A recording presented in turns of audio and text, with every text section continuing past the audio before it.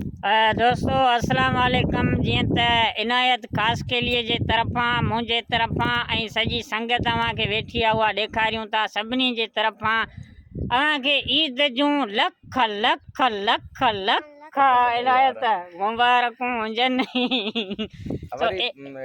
इनायत ख़ास के लिए जो जो यूट्यूब चैनल आहे इन ते सब्सक्राइब करण में अव्हांखे छा थो थिए, बुखार आहे या बीमारी आहे? ईअं दादा नाराज़ मता जो असीं मोहब्बती माण्हू आहियूं, मोहब्बत करण वारा आहियूं।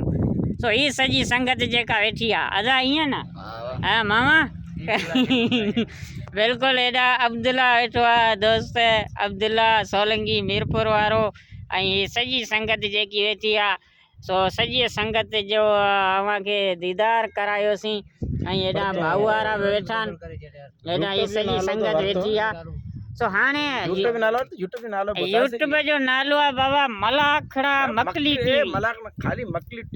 मकली टीवी चैनल जो नालो आहे, पर ॾिसण में रुगो मलूं, रुगो मलाखड़ा, रुगो दस दसां, रुगो दस त दसियां।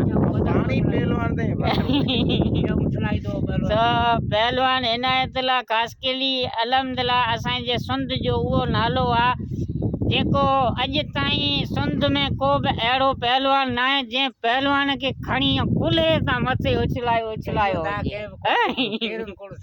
सो तमामु बहितरीन मल पहलवान ऐं मुंहिंजो वरी मोहसन दोस्त बि आहे, ॿारनि जहिड़ो दोस्त। ऐं उन खां अलावा त हाणे आउं मल जेको थियां पियो त उस्तादी बि आउं इनायत खां वठां, ईअं न इनायत